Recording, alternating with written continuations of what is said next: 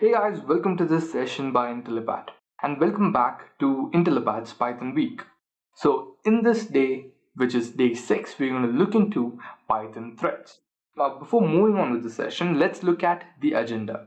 We'll learn what is Python threads and then we'll understand the use of Python threads or just threads in general. Then we'll be looking into a simple demo where we'll be learning how to start a thread using Python and then using multi-threading, and also finally how to use multi-threading in programming. That is basically doing a hands-on demo on using multi-threads. So that would be the last part of this particular session. So now without any further delays, let's begin with it. So before moving on with the session, please subscribe to our channel. And also hit the bell icon for the upcoming updates from our channel. And also, if you enjoy our content, you can leave a like. Alright guys, now let's take a look at what is a thread. So a thread is a separate flow of execution in a program. Whenever you are running a program, the program is running in a flow of execution, which basically means each instruction is executed one after the other in a sequence.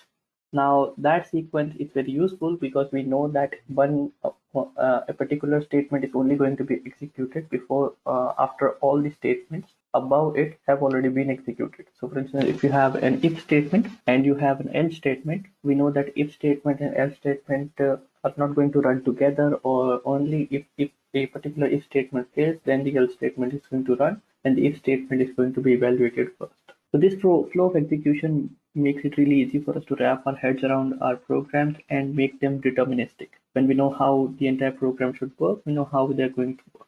Now, usually if an application works on a single thread, that kind of thread is called a main thread.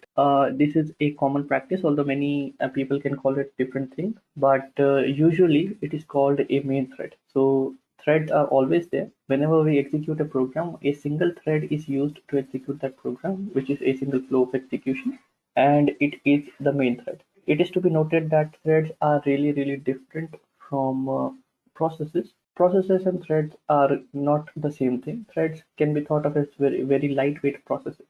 Processes and threads have different properties and are used for different things.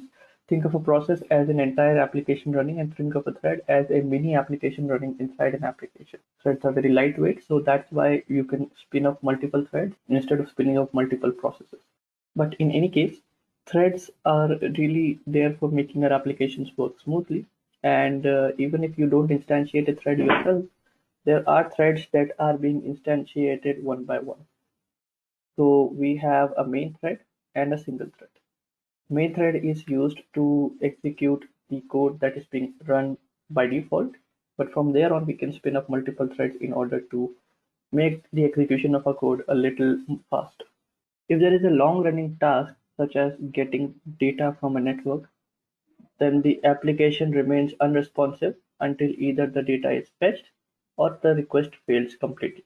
So in cases like this, your application can become unresponsive. Let me just give you an example. Let's say that you are trying to build a chat application in which you are trying to send some message to all the people who are inside a chat room. Now that can take time depending on the network connectivity of your system to the server and the server's network connectivity to all the other people that are inside the chat room.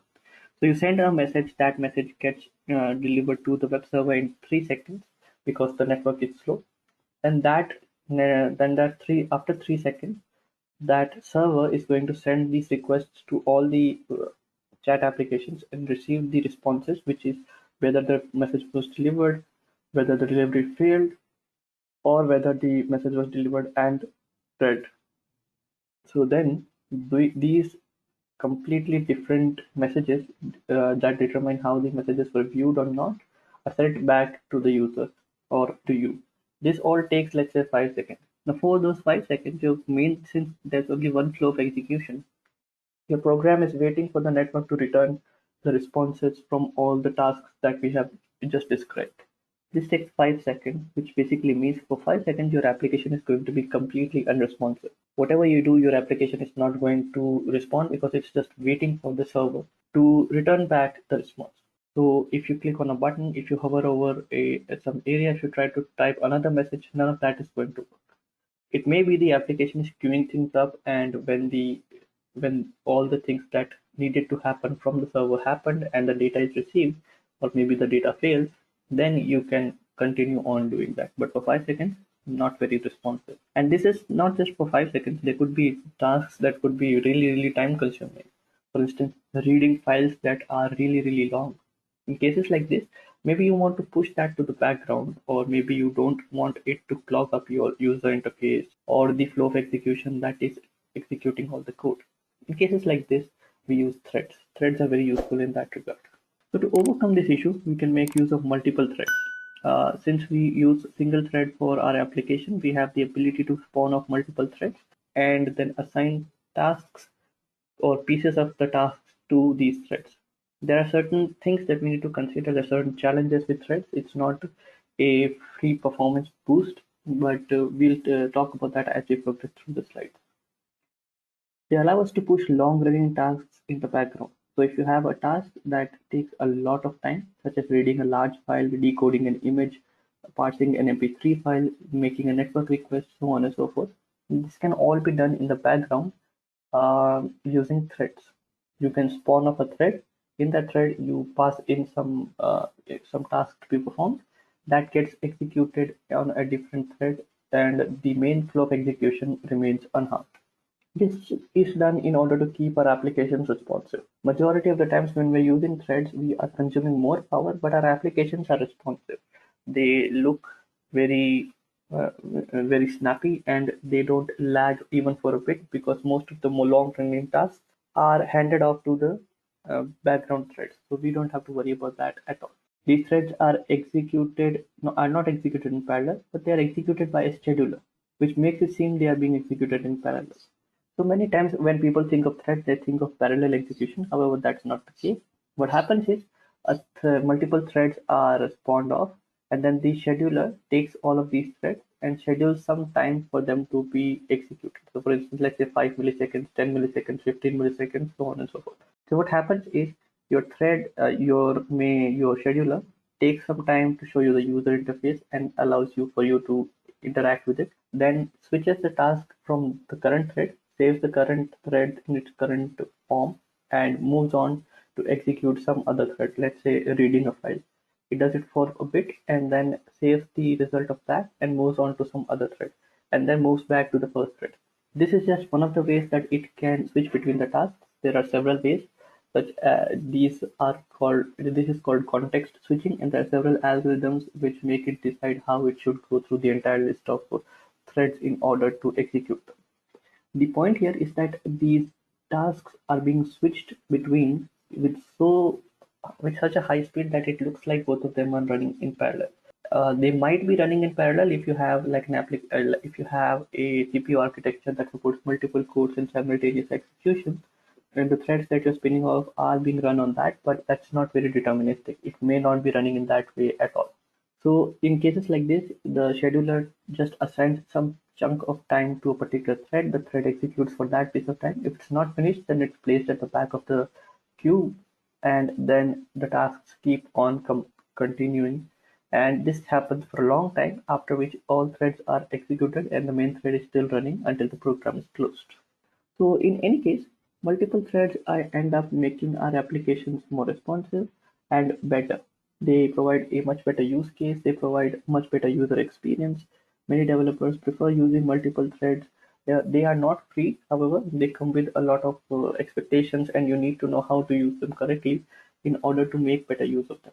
It's very possible that you end up using threads that end up causing performance degradation, or end up using a lot more resources than they should have. They can end up causing memory leaks, race conditions. All of this will be covered later on, but you have to understand that threads are not free.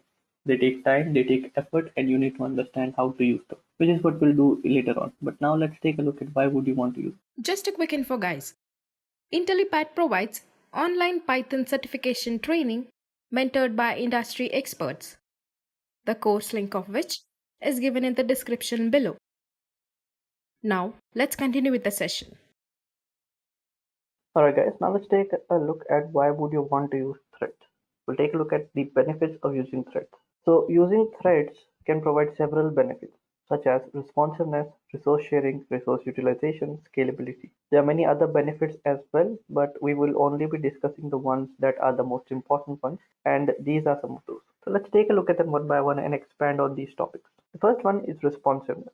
Being Threads are essentially used for maintaining the responsiveness of an application. Now, using threads, we can push time-consuming tasks in the background. So as we have already discussed, any task that takes a long amount of time, if it's run on the main thread, then it needs to be pushed in the background. Otherwise, it is going to make our applications unresponsive. Different operating systems have different methodologies for this. If the application is unresponsive for a specified amount of time, that's called a threshold. The operating system will showing you start showing you dialog boxes in which there are buttons which you can click to end the entire application because the application seems to be stuck or seems to be unresponsive for a long amount of time or crashed in any sense. So in cases like these, it's really important to understand that responsiveness of an application is a paramount thing. Without a responsive application, your application is going to have really bad user experience, and many people may not want to use it. So maintaining the responsiveness is essentially something that you need to do using threads. And one of the best ways of doing it would be to just figure out what tasks can take a long amount of time and then push them in the background. Now, this allows your applications to stay responsive. Now, this may not be the only thing that you want, but this is a really big advantage. Many applications and many frameworks and many platforms, such as Android, allow you to only run time-consuming things on the background. Anything that is not related to the user interface should be run on the background in the Android application development frameworks. So if you're ever trying to build an application using Android and you try to access a resource on the internet, you are going to get on the main thread, then you're going to get an exemption and your program is going to crash. This is because you are not allowed to use internet on the main thread because internet's access can take time. Accessing a website, accessing a web resource, getting a resource, parsing the resource, extracting the data, and then putting it on the user interface, all of that takes time. So in cases like this, it is much better in order for you to use asynchronous or threading utilities that are provided by the platform. Now, then comes resource sharing. Two threads created by the same program can have access to the same resources such as memory, networks, etc. So if you are using an application and certain operating systems provide certain memory locations, reserve certain memory locations for a particular application. If you have multiple threads running in that application, then these threads can access the memory location and can manipulate the data inside the memory location as well. They can also gain access to the same network, same networking sockets. There's a lot more that you can do. Same networking connection, same database connection, and a lot more. So you can share resources among multiple threads and you can get them to use them. So for instance, if you want to gain access to the same memory location that contains a large file in memory, and what you want to do is then take that file, break it into 400, 500 pieces. Then what you can do is you can get two threads. One starts at the beginning, the other starts at the end, and all of them create 250 pieces of the file. That way you have splitted the file into 500 pieces simultaneously. And this should theoretically reduce the time that it takes to do it using a single thread by a large margin. At least half the time should be shaved off. So that's what resource sharing allows you to do. It gains you access to the same memory, network, and other resources. This allows multiple threads to be able to pull tasks from the same resource and get tasks done quickly. So if you have some task that needs to be performed using the same memory resources, threads allow you to do that. On the other hand, processes may not allow you to do that. So if you run up multiple instances of the same application, that may not work because it doesn't have access to the same memory resources. Only one process can access a memory location at a time. That could lead to some really challenging aspects of resource sharing and resource utilization. Now comes resource utilization. Creating multiple processes to accomplish a task can be a very resource intensive task. So if you have, instead of using threads, if you start using if you start using processes, then that could take a really large amount of time. To give you some context, if a thread takes 10 milliseconds to be created and 10 milliseconds to be destroyed, a process is going to take at least 10 times more of that time. Mainly because processes need a lot, there's a lot of overhead that they need. They need separate memory execution, separate stack spaces, separate heap allocation, and the operating system will need to move around things inside the memory table and then create some space and then put the process in that. So it takes a lot of time. Plus, if it's a user interface based system, then there's a lot of user interface elements that need to be kept into sync. So all of that can take a lot of time. In cases like this, threads are a much better option to perform these resource intensive tasks. Creating multiple threads can is significantly less resource intensive and thus allows for better utilization of our available resources. So if you want to create a thread, that will take significantly less amount of time than if you were to create a process. The main reason for that is because processes take a lot of time while threads don't take a lot of time. So we would recommend, if you're trying to build applications that should perform a task using multiple instances, then maybe processes are not the best way to go. Maybe threads are the best way to go. This is not to say that multiple processes are bad, but there's a certain trade-off that you need to be aware of if you're trying to understand how to make them work. Just a quick info, guys. Test your knowledge of Python by answering this question. How many CPUs will the threading library use? A. 0, B. 1, C. 2, D. All available CPUs. Comment your answer in the comment section below.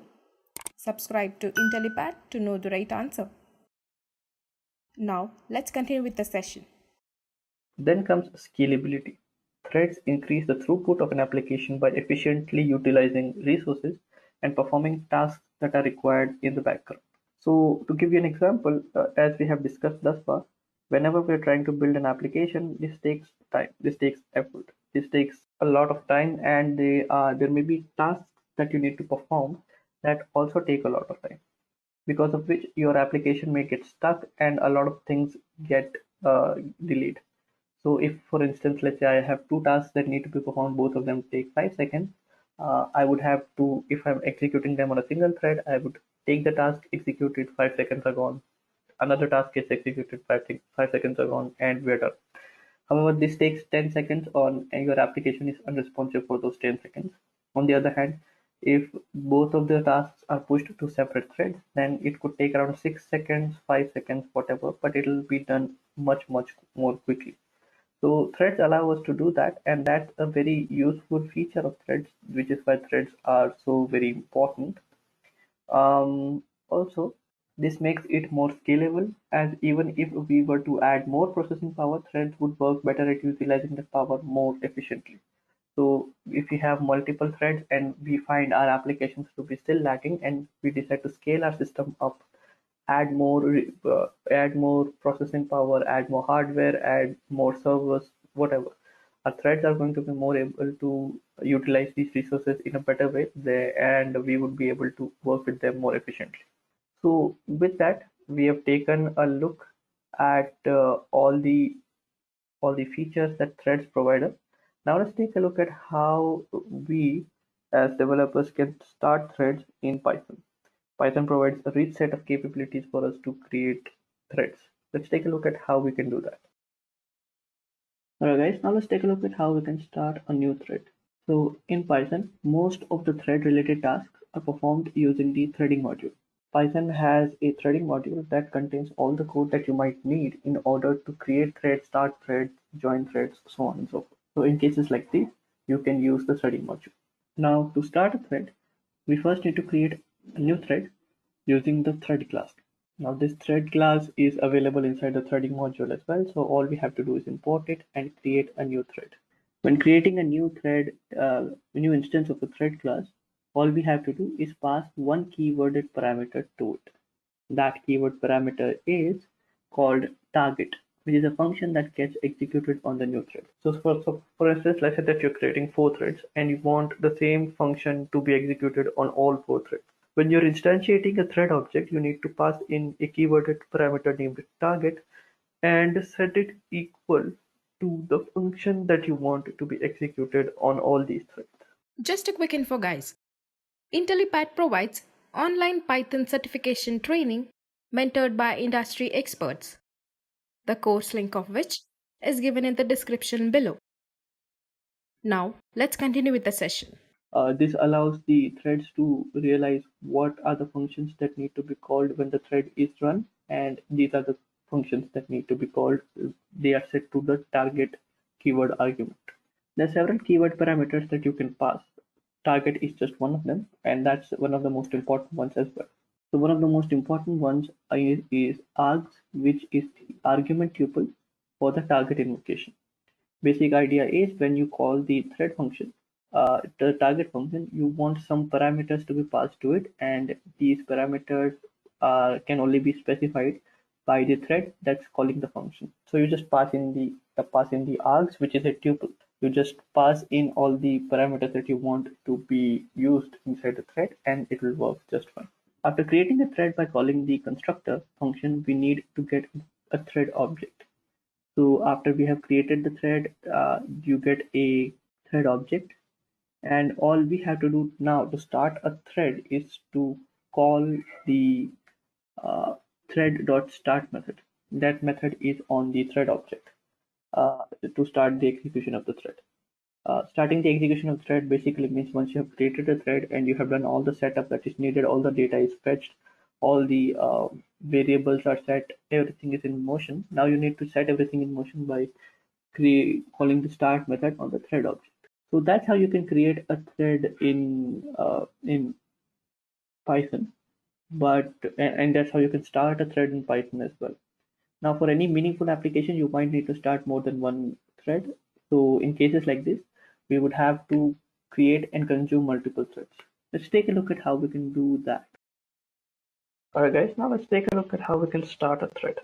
Now in order to start a thread, this is the code that we have right now. So as I have discussed, first things first, we would have to import things from the threading module, but I will also import something from the time module. From time import sleep. From threading import thread. So this is what we have right now. Now I'll create a function first, call it thread function. You take the name of the thread, or you can call it any function that you want. I'm calling it thread function for just for the sake of understanding what we are dealing with. So now I'll just start thread 0 started, and 0 would be the name. I'll just use the format method here. Then thread 0 ended, and all I want to do is take the sleep method, pass in 2 seconds. That's about it. So now our program will start and it will sleep for 2 seconds, right? Now I will create the code that I want in order to be executed once the code runs. So I'll write print main thread started. So the execution of the program starts from here. Then we need to create a new thread. I'll just call it T thread. This will take in multiple arguments. The first argument is going to be a named argument that's called target. So let me just do that. Target will be thread function. There are other things that you can pass in as well. I'm just going to pass in the arguments, which is going to be name. Let's just call it new.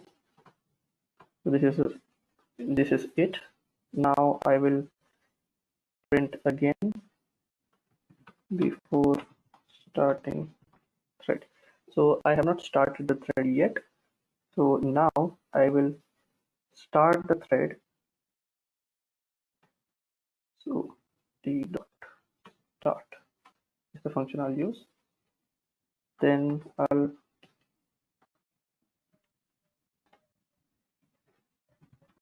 waiting for thread to finish, and at the end we're going to write done.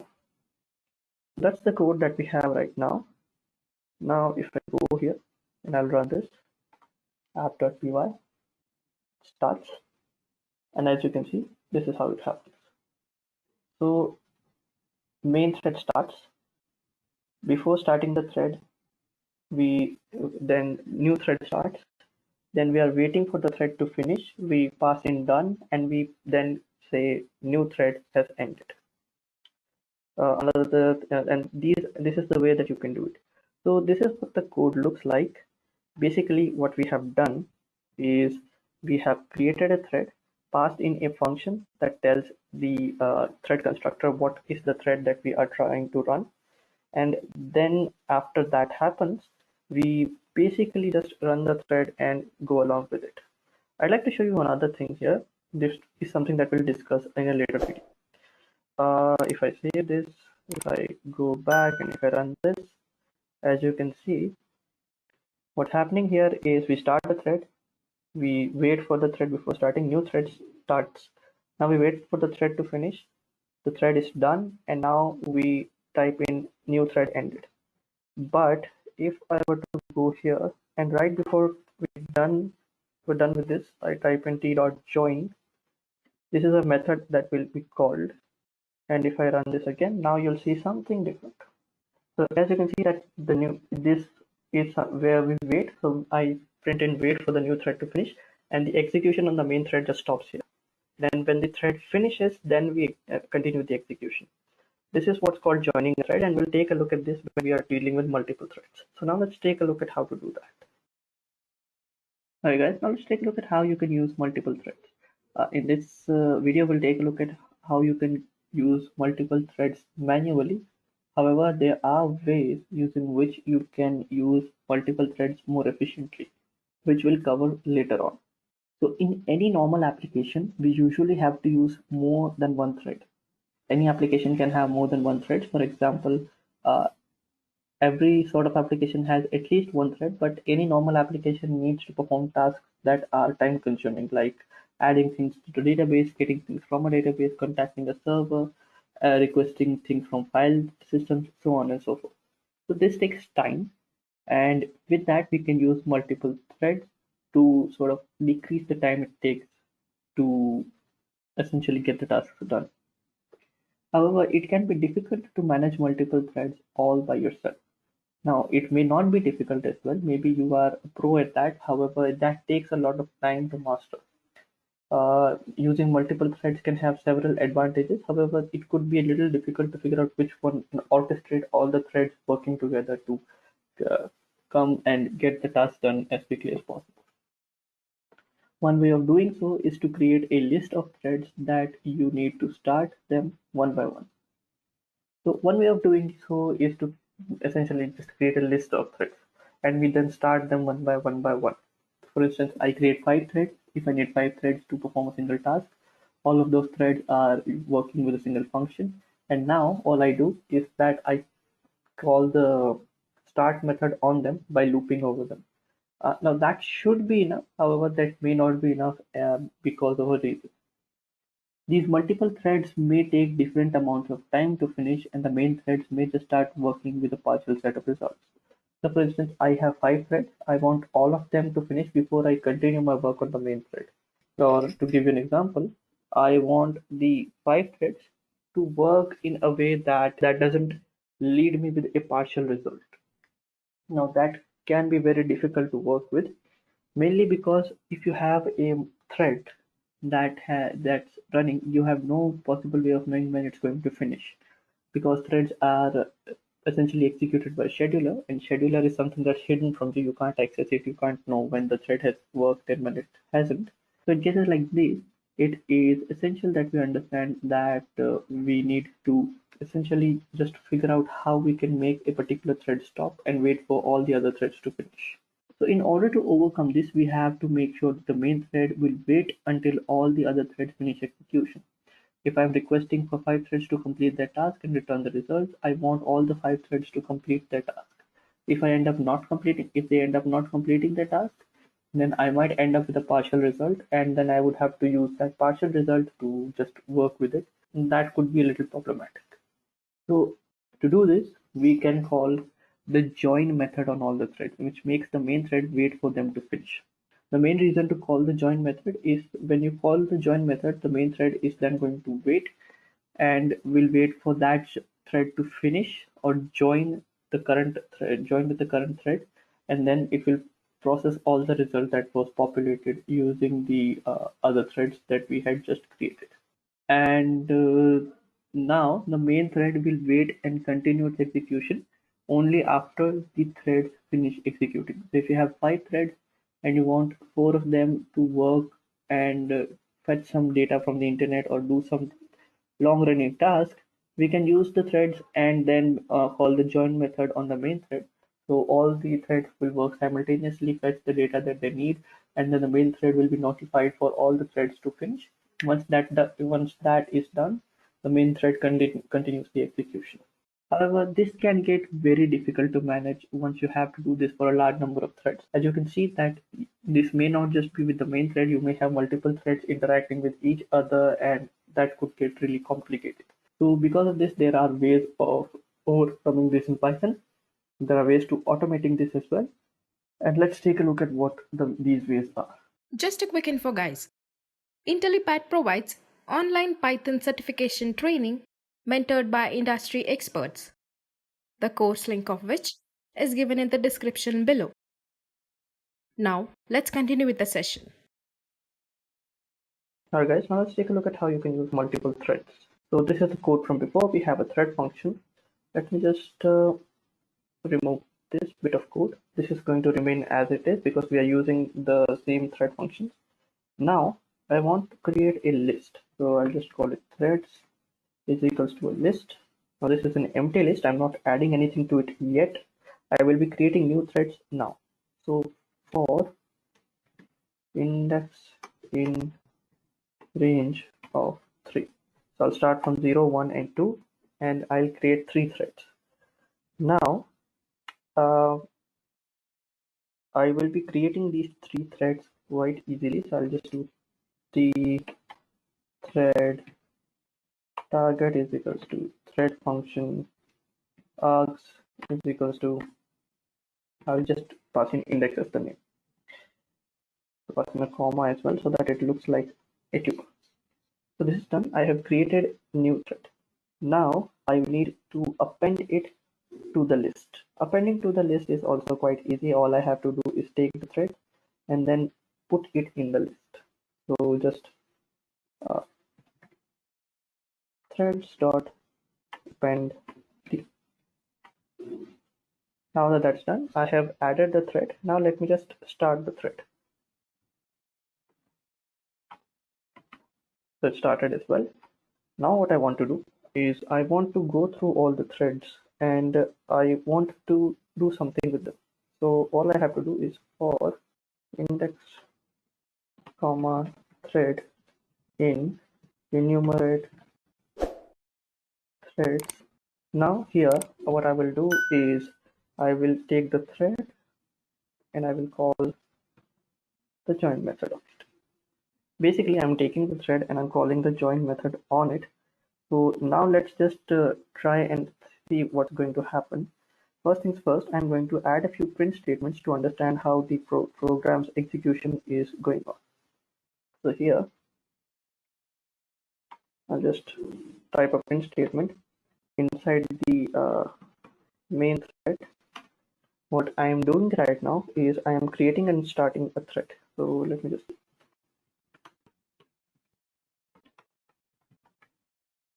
creating and starting a thread, and let me just put in the name of the thread as well, which is index. So this is all I'm doing inside it right now. Then we move down, and here what I'm doing is I'm creating a thread and joining it. So all I have to do is this. Before joining thread 1, after joining thread 1, and it is creating. So now if I were to run this after py, you'll see the output. And this is what it looks like. So what happens is it starts creating thread 1 thread 0 starts. Then thread 1 is created, that starts. Thread 2 is created, that starts. Now before joining thread 0, and we just wait for the thread to finish. So now the thread 0 is waited for, it ends, and then after joining thread 0. Now what happens is we go on and wait for the next thread, but the problem is all the threads are going on for 2 seconds. So first thread goes on for 2 seconds and it's done. Second thread also goes on for 2 seconds and it's done. Third thread also goes on for 2 seconds and it's done. And since we have already waited for 2 seconds, all the threads finishes and it happens instantaneously. Let's see. So it runs, waits for 2 seconds, 1, 2, and everything is done completely. This is how it happened. So as you can see that this is what it looks like. Multiple threads are working. So we created the thread, we joined the thread. Thread 1 ended, thread 2 ended as well, and then we just wrote thread 1 ended, thread 2 ended, thread 2 started. Everything works as expected. All right. So now that we have come to the end of this. Just a quick info, guys. Intellipaat provides online Python certification training mentored by industry experts, the course link of which is given in the description below. Okay guys, we've come to the end of this session. I hope this session was helpful and informative for you. If you have any queries, leave a comment down below. Thanks for watching.